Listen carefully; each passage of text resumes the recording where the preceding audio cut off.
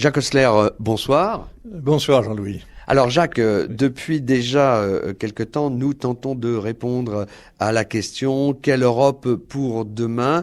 Et nous avons déjà entamé 2 chapitres que vous aviez intitulés « Le lièvre et le scorpion ». Et puis il y a 15 jours, la tortue réaliste. Et ce soir, vous aviez envie de parler gros sous.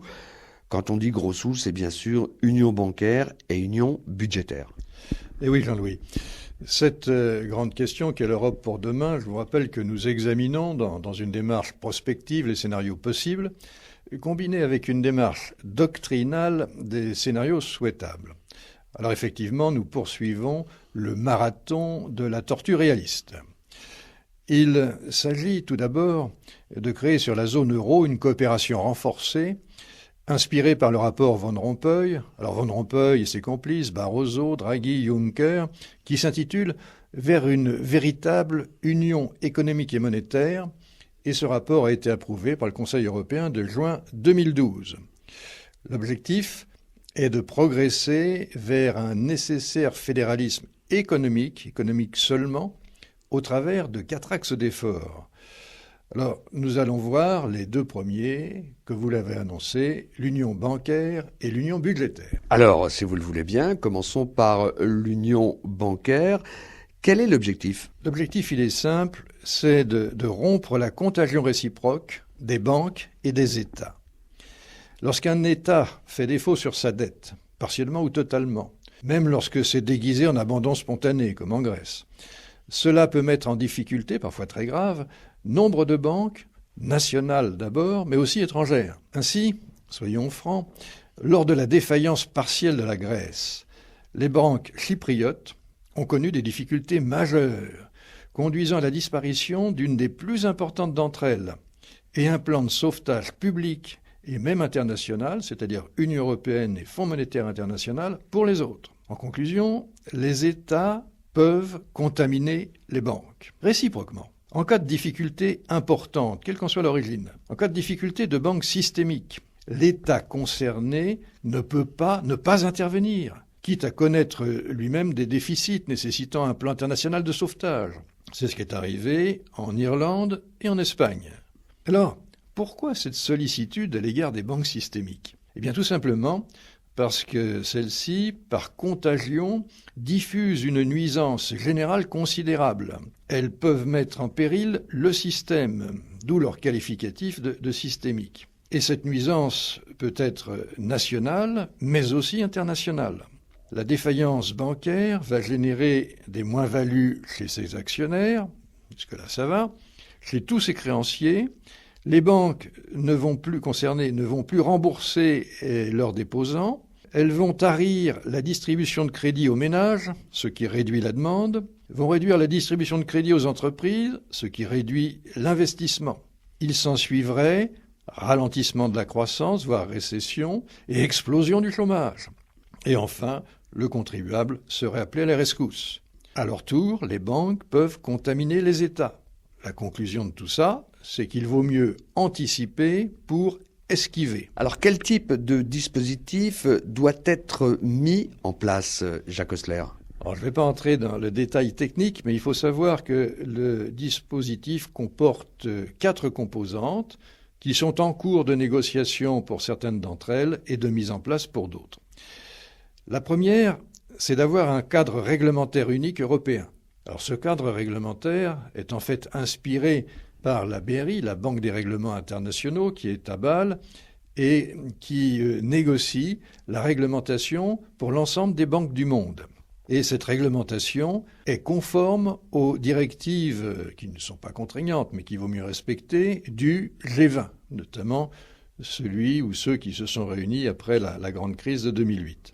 Deuxième composante, il faut un superviseur unique qui se substitue aux superviseurs nationaux, et ce superviseur unique, ce sera la Banque centrale européenne. Enfin, il faut un système unique de résolution de défaillance bancaire, c'est-à-dire si une banque connaît des difficultés, prendre la décision, ou on la restructure, ou on la liquide.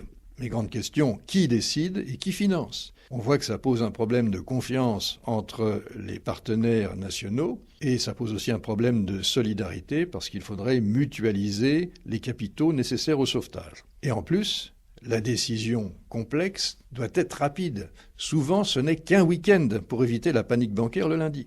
La quatrième composante, c'est un système unique de garantie des dépôts jusqu'à 100 000 € par client. Et il faudra procéder dans un premier temps à une harmonisation, puis dans un second temps à une mutualisation. Peut-on émettre quelques critiques, Jacques? Oui, mais les critiques ne sont pas nécessairement toujours négatives. Rassurez-vous, elles le seront dans un deuxième temps, mais je voudrais commencer par les critiques constructives. La Commission européenne, sous l'impulsion notamment de Michel Barnier, a élaboré rapidement un système pertinent, rigoureux et tout à fait proche de l'acceptable. Donc ça, c'est bien.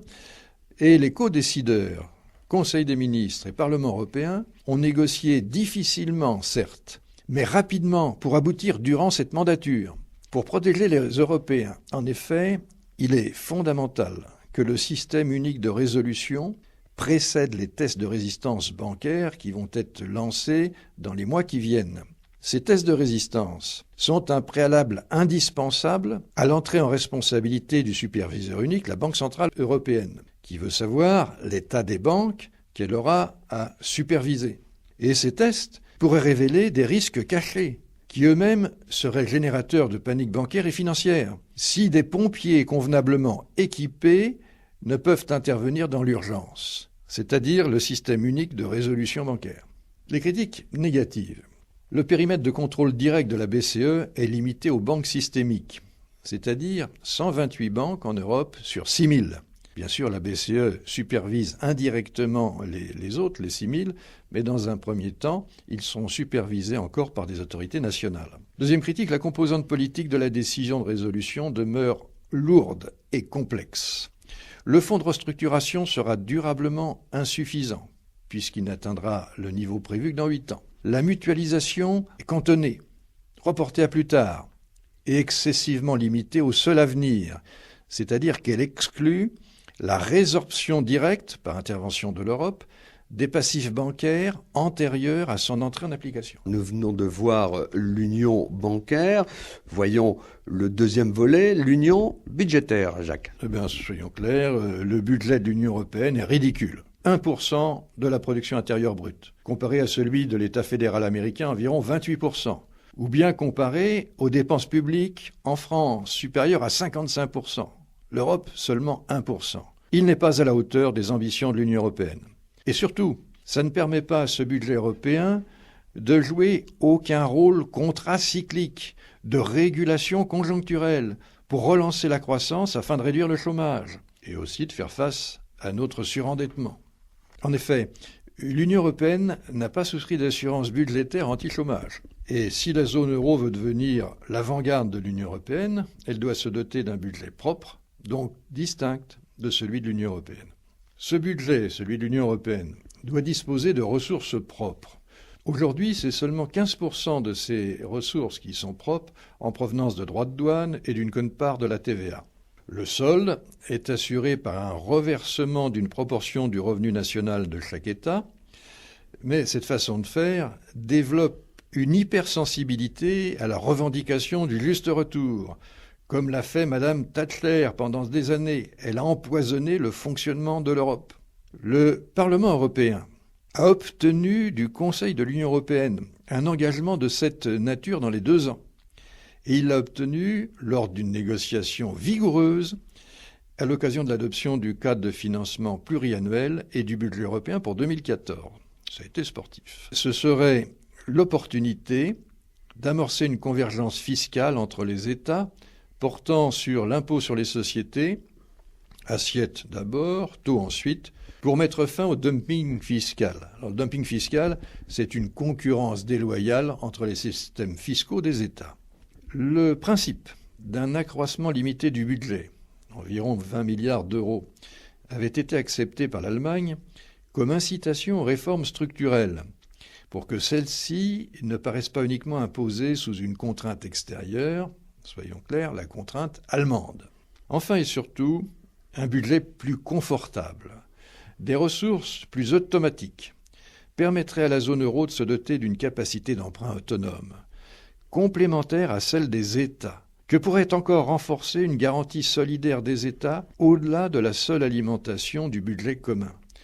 Et cette capacité d'endettement supplémentaire de l'Europe pourrait servir à financer l'amortissement des dettes publiques excédentaires, c'est-à-dire tout ce qui dépasse 60% de la production, comme on s'était engagé à le faire à Maastricht.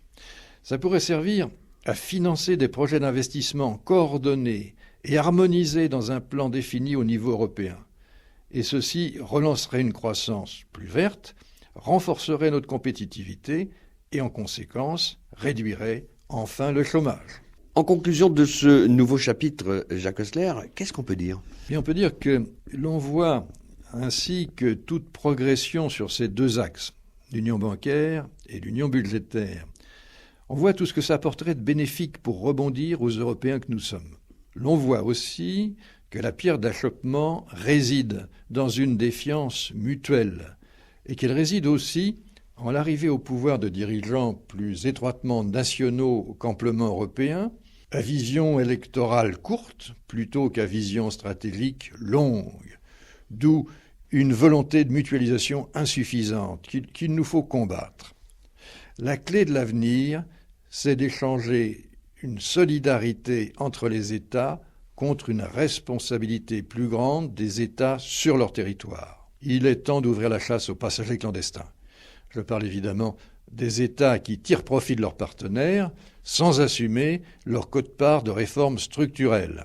Et nous sommes, nous Français, hélas, très concernés, Jean-Louis. Merci Jacques Oessler. Juste un petit rappel, toutes ces chroniques, on peut les retrouver sur un site dédié dont vous allez nous rappeler l'adresse. Mouvement-européen-lorraine.fr